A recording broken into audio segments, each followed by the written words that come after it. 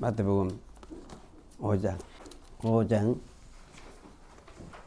7절을 읽겠습니다. 긍휼히 여기는 자들은 복이 있나니 그들이 긍휼히 여김을 받을 것이미요. 이 말씀을 오늘 생각을 하겠습니다. 기도하겠습니다.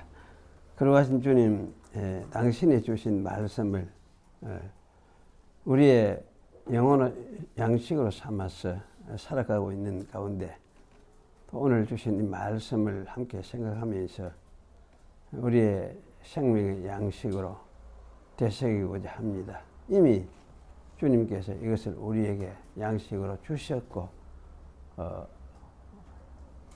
이것을 받아서 우리가 살지만은 다시 되새기며 또 양식으로 삼고 그렇게 해야 우리 자신이 또 살아갈 수 있는 그런 인간들임을 다시금 기억을 합니다. 오셔서 저희와 함께 하시고 주의 이 말씀을 통해서 오늘 또 이 말씀이 우리에게 양식되도록 먹여 주시옵소서.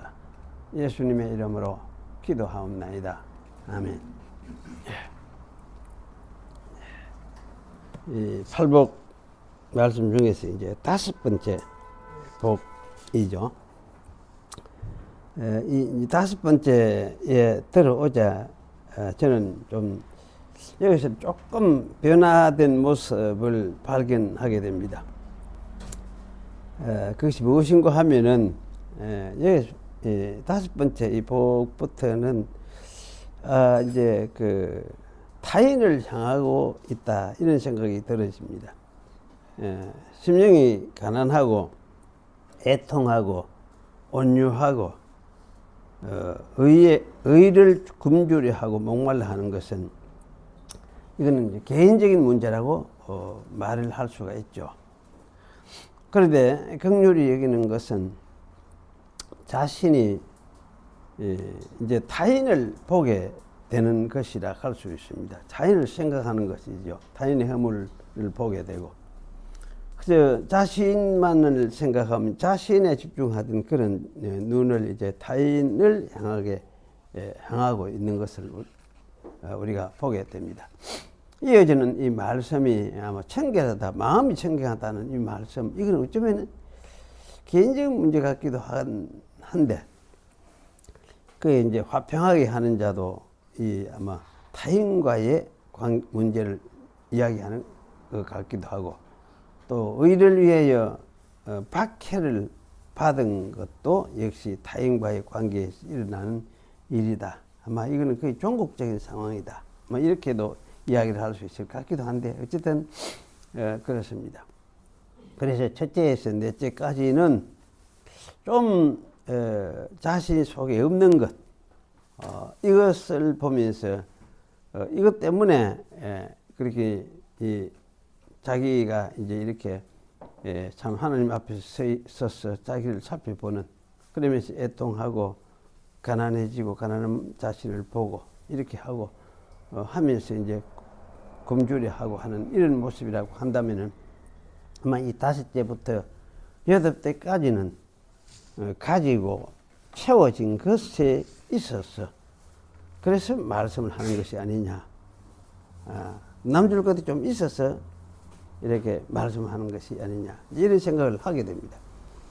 이 말씀들이 기독 신자에 대한 말씀들이라고 제가 말씀을 드렸죠. 그렇다면은 기독 신자는 어쨌든 이 양면성을 가지고 있다는 뜻이기도 합니다. 사실 양면성을 가지고 있는 것은 맞죠. 이걸 그대로 인정해야 하는 것이 옳습니다. 그리고 이 양면성은 죄성과 거룩성 또 죄인됨과 성도됨을 함께 가지고 있는 것에서 오는 그런 하나의 현상이다. 그런 생각이 들어집니다. 그리고 이런 양면성을 가지고 있다고 해서 이것이 신자의 인격에 어떤 마찰을 일으킬 요소가 되느냐? 어떤 정신적인 갈등을 심화시켜서 문제를 야기시키는 그런 요소가 되느냐? 사실 그런 것은 아니라는 생각이 듭니다. 이 양면성은 기독 신자가 자신의 연약함을 보게 하며 동시에 은혜의 크심을 또 보게 하는 것이기도 합니다. 사도 바울에게서 우리는 그것을 보았습니다. 오호라 나내여 망하게 되었도다.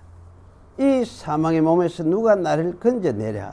이렇게 탄식하면서도 우리 주 예수 그리스도로 인하여 오히려 내가 감사하리로다.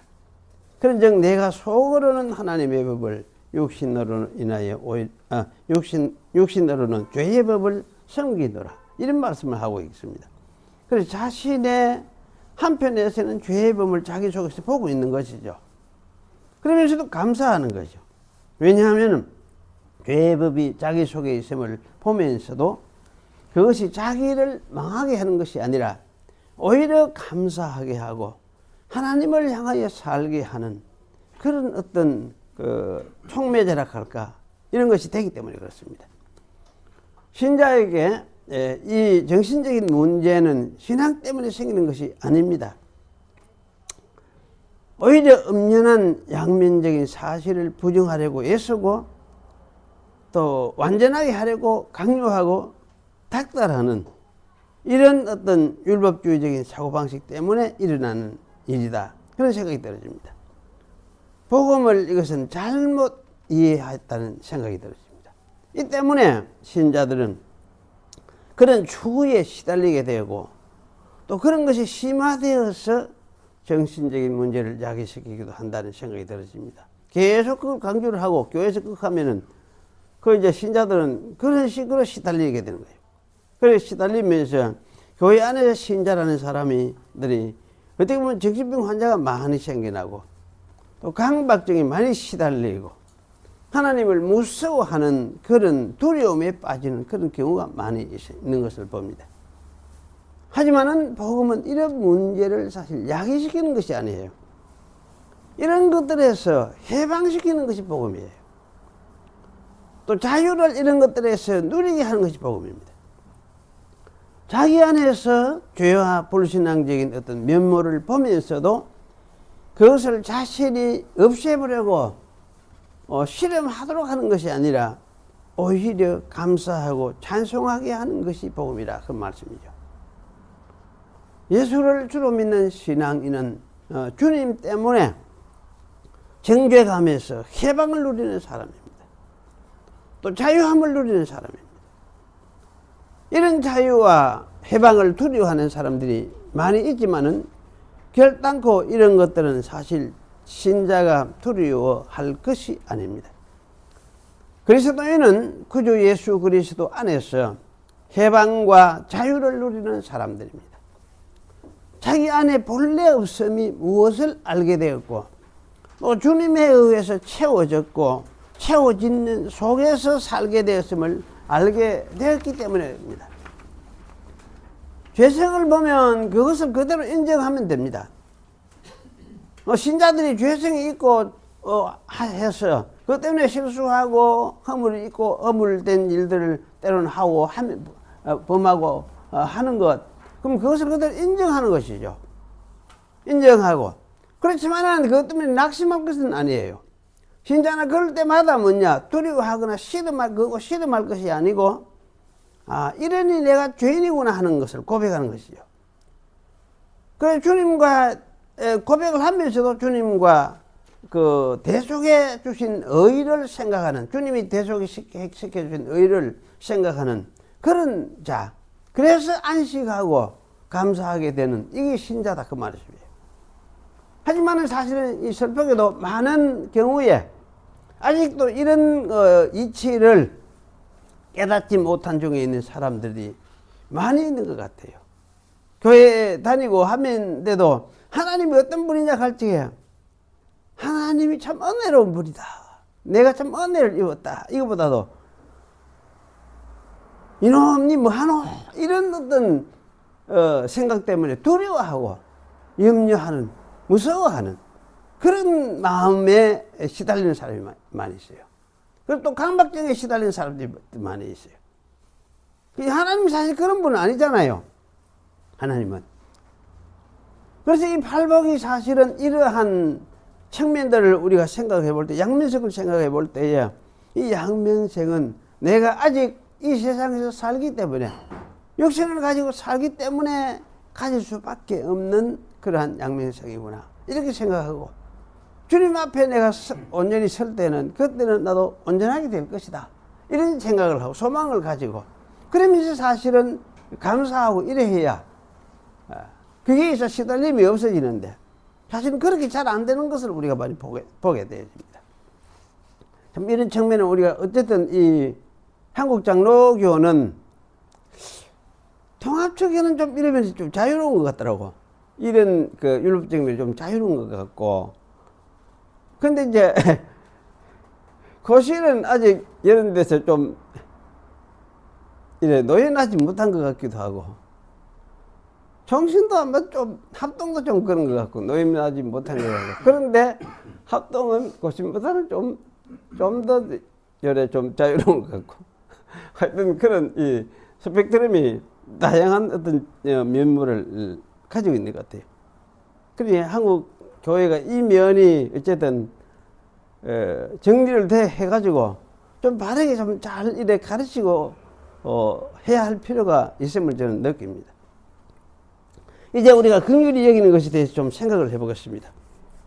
긍휼히 여긴다는 이 말은 헬란말로 이제 에레에오 이렇게 동사는 이렇거든요. 에레에오. 그리고 이제 불쌍히 여긴다는 뜻이죠. 이 말은 사람이 아주 비참한 처지에 있는 것을 보고 불쌍히 여기는 것을 뜻합니다. 우리가 사랑한다고 하는 때는 이 말은 어쨌든 가장 포괄적으로 사용되는 말이라고 할 수 있습니다. 뭐 이것저것 생각할 것 없이 이 타인의 상태 고려함 없이 어쨌거나 자신이 타인을 좋아하거나 존경하거나 배려해 주거나 섬기거나 어쨌든 이 하는 이런 것들이 다 사랑하는 것이다 이렇게 말을 할 수가 있겠죠. 하지만 이 긍휼히 여긴다는 것은 사랑하는 것이기는 하지만 특별히 타인의 처지가 비참한 상태일 때에 그 처지를 동정하고 같이 아파하고 또 불쌍히 여기는 것을 뜻합니다. 여기에 돕는 행동이 따르는 것은 아주 자연스럽다는 생각이 들어집니다. 근본적으로 이렇게 불쌍히 여기는 그 마음의 모습 아마 이것을 긍휼이다 이렇게 말을 할 수가 있습니다. 그래서 영어 번역에는 mercy 이렇게 많이 번역되어 있어요. 많이 번역되어 있고 에레오스 이걸 에레오스 하면 참 자비 긍휼 이렇게 번역하는 명사죠. 명사인데 또 비슷한 명사가 또 하나 있어요. 에레에이몬 스네 하는 말이 또 이거는 그때는 뭐고 그 구제 우리 한글에서는 구제라는 말로 많이 쓰였어요. 그리고 이게 이제 영어에서는 charity 이렇게 이제 번역이 많이 되는데 어쨌든 이 모두 동일한 의미군에 속하는 말이긴 합니다. 이런 마음을 표출하는 것을 긍휼히 여기는 것이다 이렇게 이해를 할 수가 있습니다. 그래서 여기서는 긍휼히 여기는 이라는 이 형용사를 복수형으로 만들어 가지고 복수로 써야 되니까 거기에다가 정관사를 덧붙여 놨어요. 그래서 긍휼히 여기는 자들은 이렇게 해놨어요. 그래 호이 에레이모네스 이래놨어요. 그게 the merciful 이렇게 읽혀지게 되죠. the merciful 가면 merciful 자체는 형용사인데 앞에 더를 붙여가지고 이래 있을 때는 영어에서도 복수로 많이 사용하잖아요. 그래서 이렇게 이제 긍휼히 여기는 자들 이렇게 되었습니다. 그래서 긍휼히 여기는 자들은 복이 있다. 왜냐하면 그들이 긍휼히 여김을 받을 것이기 때문이다. 이렇게 읽혀지게 되었습니다. 하반절인 왜냐하면 그들이 긍휼히 여김을 받을 것이기 때문이다. 해서 여기서는 이제 긍휼히 여김을 받을 것이다 하는 이건 미래형 수동태 동사가 또 사용이 되었습니다. 예수님이 아마 이거는 구속 사역으로 이루어질 일들을 말하기 때문에 미래형 수동태 동사가 사용되었다 이런 생각이 들어집니다. 또 하나님이 긍휼히 여겨주실 일이기 때문에 수동태로 표현되었다 이런 생각이 들어집니다. 그래서 이런 용법을 신적인 수동태 이렇게 말을 많이 합니다. 신적인 수동태가 위로를 받을 것이며 배부름을 받을 것이며 또 만족하게 될 것이요. 이렇게 이제 앞에 나왔죠. 그러면서 세 번째로 나오는 셈이죠. 따라서 여기서도 사실은 긍휼히 여김을 받을 것이며, 이거는 사람이 뭐 긍휼히 여기는 이런 걸 말하는 것이 아니고 사람이 하나님에 의해서 긍휼히 여김을 받을 것을 말하고 있다. 아마 이렇게 이해하는 것이 옳을 것 같습니다.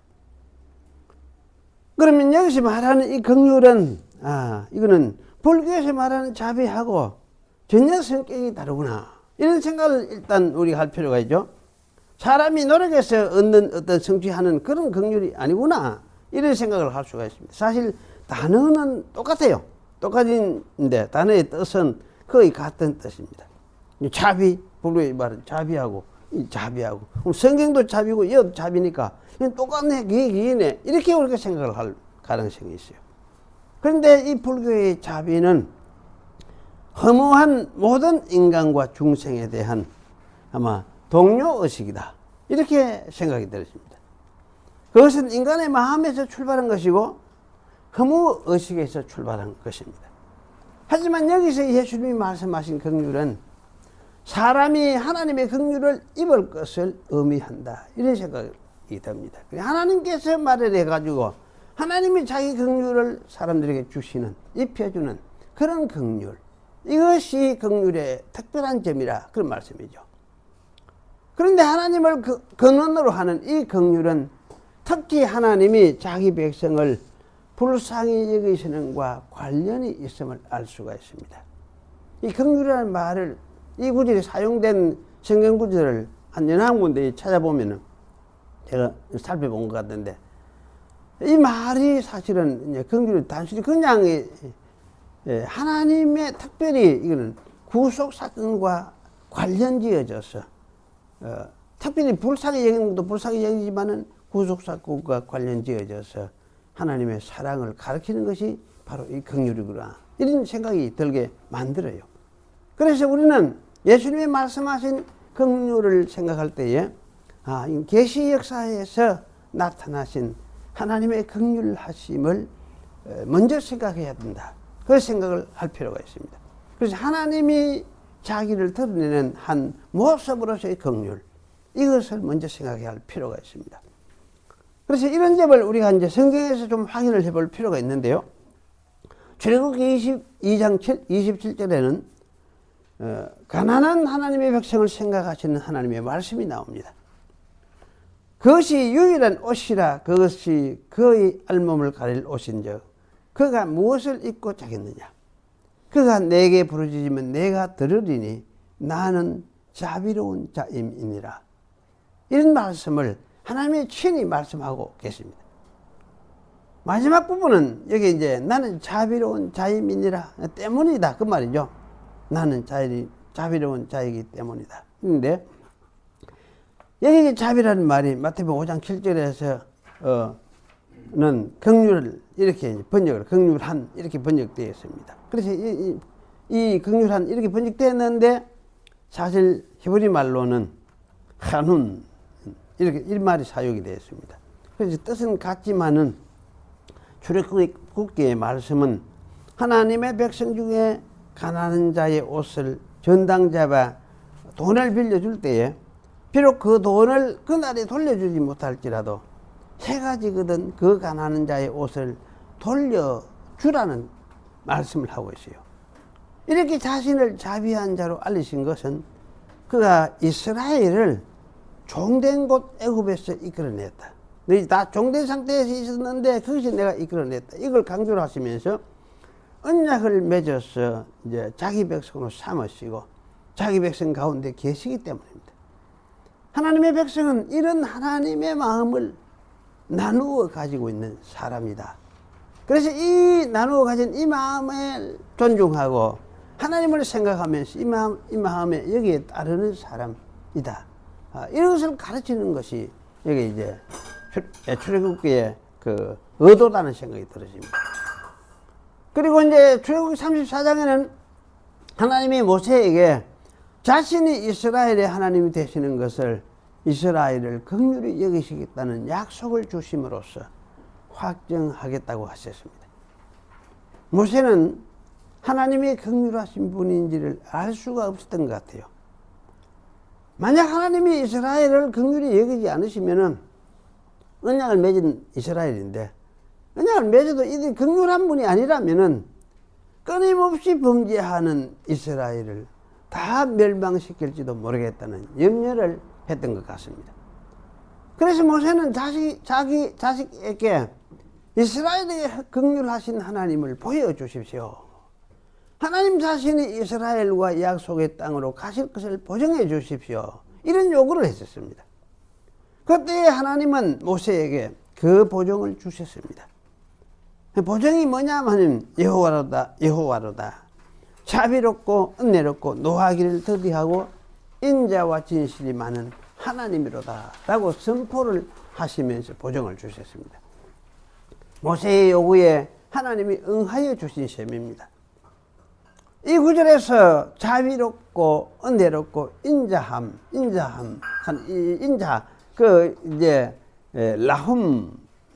라훔 또 은혜롭고 엘라훔 한운이 거기 나와요.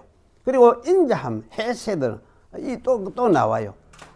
이 말들은 사실은 거의 같은 말이라 할 수 있습니다. 강조가 되는 거죠. 긍휼과 상통하는 같은 말입니다. 하나님은 모세에게 자신을 자비로운 하나님, 곧 긍휼하신 하나님으로 선언하셨습니다.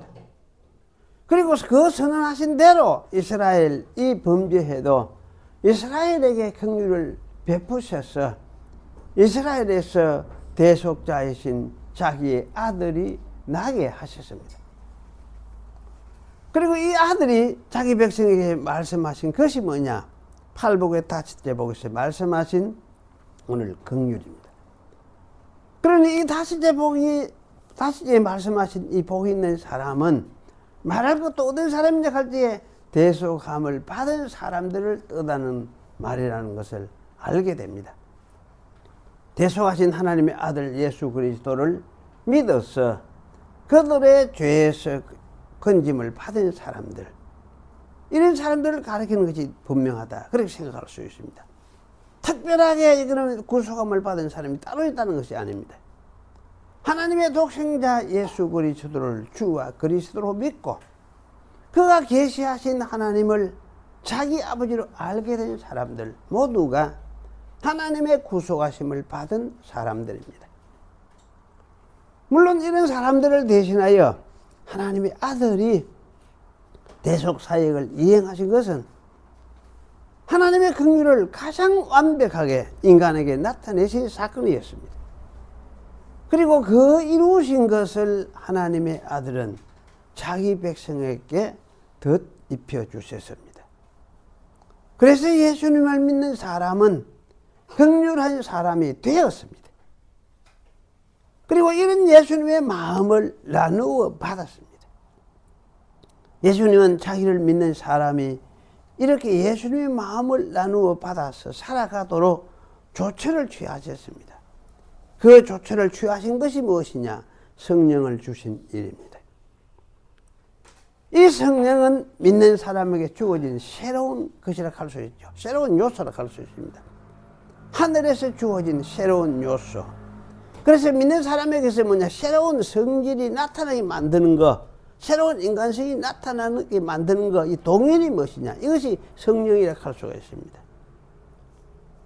따라서 이렇기 때문에 이제 사실 신자에게 나타나는 이 자비로운 긍휼의 모습은 사실 성령이 동인이 되어서 이렇게 나타나게 하는 것이다. 성령이 움직여서 그 속에서 드러나게 하는 모습이다.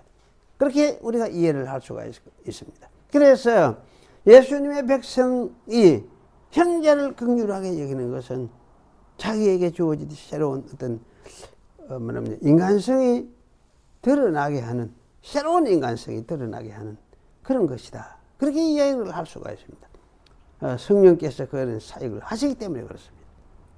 그렇기 때문에 우리가 성령하고 새 인간성하고 이게 차이죠. 구분이 되죠.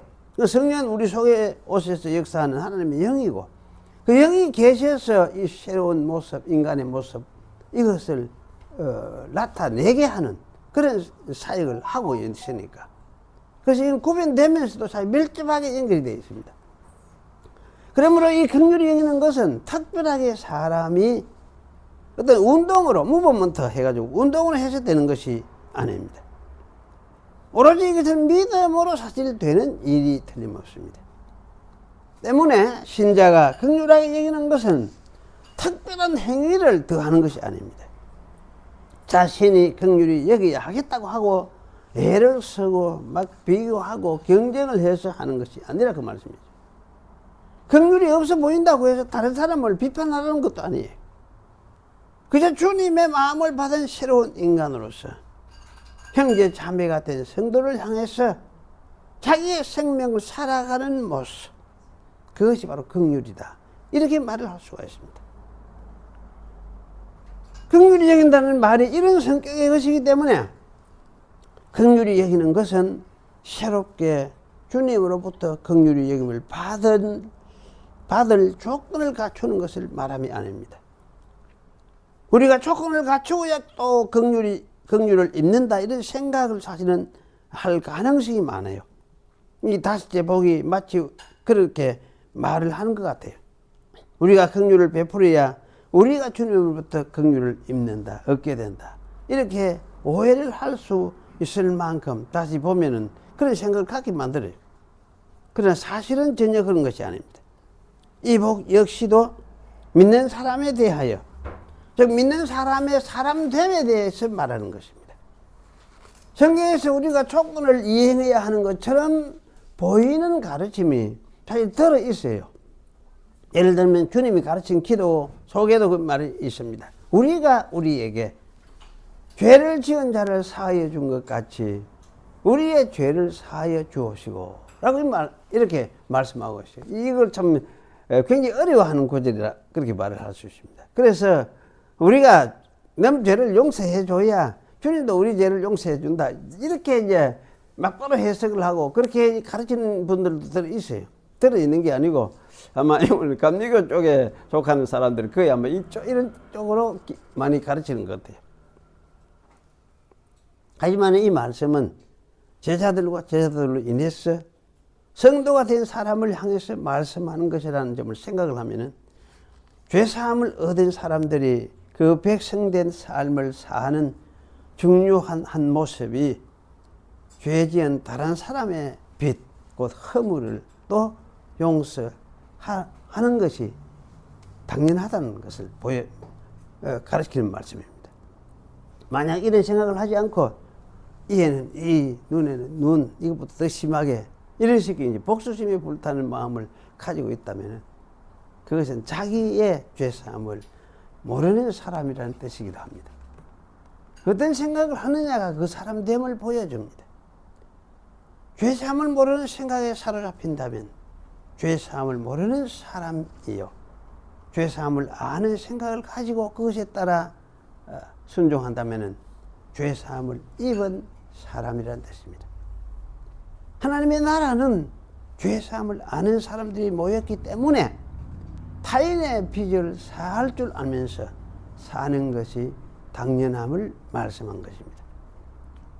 빚이라는 말이 사실은 그렇게 큰 사건의 큰 걸 말하는 것이 아니라는 것을 암시하고 있어요.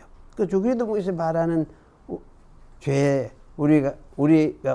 우리에게 지은 죄를 사하여 준 것 같이 우리의 죄를 사하여 주옵소서. 이렇게 할 때 이 죄라는 말은 사실은 이제 빚 이렇게 얘기해요. 빚졌다 할 때 빚 이렇게 번역할 수가 있습니다. 그런데 사실은 되게 큰 일이 아니다 이 말이죠. 어떻게 보면 물론 요새 큰 빚 지고 띠먹고 도망가는 그런 것도 있지만은 옛날 그런 시대에 생각을 해보면은 그래서 사람이 생계가 서로 살다가 보면 뭔가 부딪히는 게 있고 또 잘못하는 것도 있고 뭐 이런저런 경우가 있지 않습니까? 그래서 사실 그런 것에 우리가 생각을 할 필요가 있겠다. 그런 생각이 들었습니다. 그리고 이 마태복음은 이와 유사한 가르침이 또 나와요. 그 18장에는 베드로가 예수님께 형제가 자기에게 죄를 범할 때 몇 번이나 용서해야 합니까? 7번까지 용서해야 할까요? 이렇게 물었습니다. 이거 7번까지 용서하는 것도 대단하거든요. 한 번, 두 번, 우리는 그 두 번도 힘드는데. 그때 예수님은 70번씩 7번이라도 용서해야 한다. 이런 말씀을 하셨어요. 사실 예수님의 말씀은 뭐 490번까지 세어가면서 용서해야 한다. 이런 것이 뜻이 아니죠. 너희 그런 문제거든. 아예 생각도 하지 말아라. 용서도 않고 뭐 이런 생각할 필요가 없다. 이 얘기지. 곧 아예 용서 따위 생각, 그런 생각을 안 가지는 것이 좋다는 이야기죠. 안 가지는 사람이기 때문에 그래요. 그러면서 예수님이 드신 비유가 이런 것입니다. 1만 달란트 빚을 진 종에게 주인이 빚을 탕감하여 주었더니 자기에게 100데나리온 빚진 동료의 목을 잡고 가서 안 준다고 감옥에 쳐넣었다 했습니다.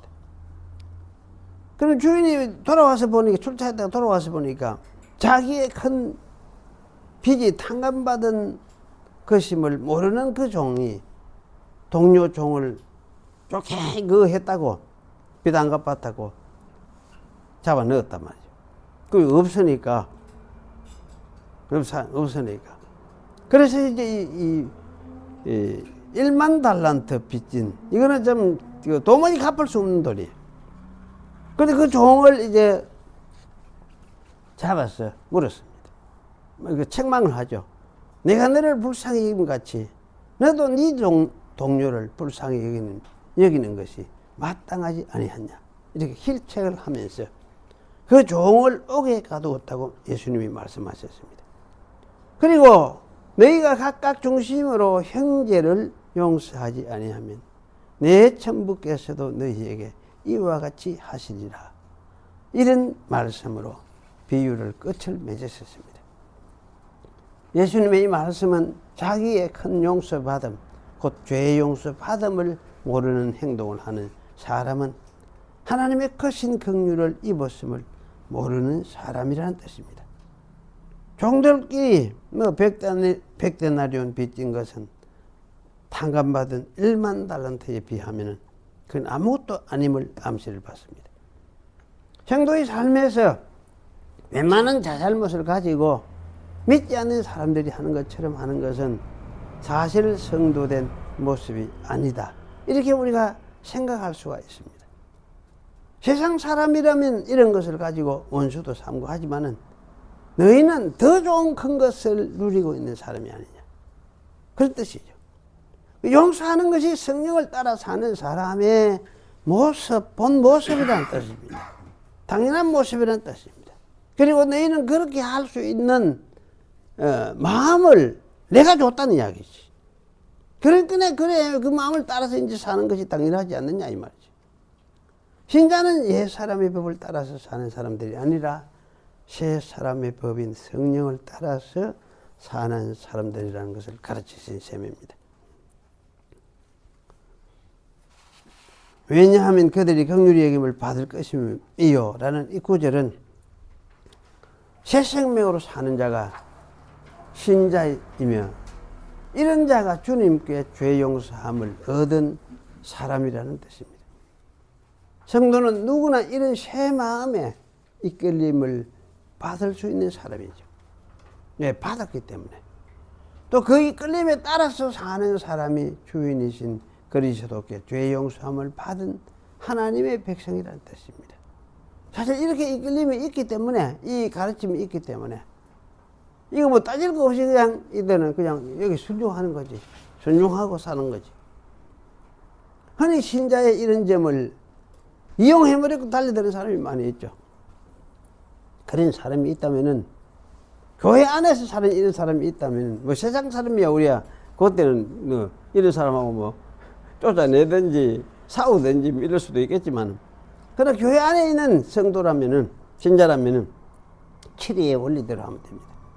그 사람에게 솔직하게 말하는 거죠. 나 이런 거 싫다. 이런 게 난 싫더라. 이 좀 고쳐주면 좋겠다. 이제 이야기를 할 필요가 있습니다. 그래서 사실 이래도 계속 그렇게 한다면은 그 친히 원리대로 두세 사람이 같이 가서 또 건면을 하고 그래도 안 되면 교회에서 말하고, 교회의 말도 듣지 않으면 이거는 이거는 도무지 믿지 않는 사람이나 마찬가지구나 이러면서 믿지 않는 사람처럼 취급할 수 있습니다. 어쩌면 그 사람은 그리스도 안에 형제라기보다는 아직도 그리스도 밖에 있는 사람일 가능성이 있습니다. 그리고 이게 긍휼이 여긴 것 때문에 우리가 이제 손해를 봤다 이래 생각이 되면은 그건 하나님께 맡겨야 되겠죠. 아니면 하나님께 헌금했다, 바쳐봤다 이렇게 생각할 수도 있죠. 이런 일에 하나님이 아마 갚아주시지 않겠느냐. 하나님이 그냥 계신 분은 아니거든요. 그 반드시 필요할 때 공급해 주시고 채워주시는 그런 약속을 하신 분이니까. 그래서 사실은 이거는 하나님께 맡겨버렸다. 성도라서 교회 안에서 그러더니 내가 하나님께 다 맡겨버렸다. 그리고 잊어버리는 게 오히려 낫죠. 손해가 있지만 이런 자세로 살아가는 이것이 긍휼이 여기는 것이다. 그래서 이것은 우리 사람이 하는 사람의 활동이 아니고 하나님이 주님을 통해 예수님 보내셔서 우리에게 자기의 마음, 자기의 영을 우리에게 주셨기 때문에 우리에게 일어나는 현상, 나타나는 것. 이것이 사실은 우리가 할 수 있는 긍휼이다. 이렇게 여러분이 이해하시는 것이 중요하다. 그런 생각이 들어집니다. 기도하겠습니다. 거룩하신 하나님 감사합니다.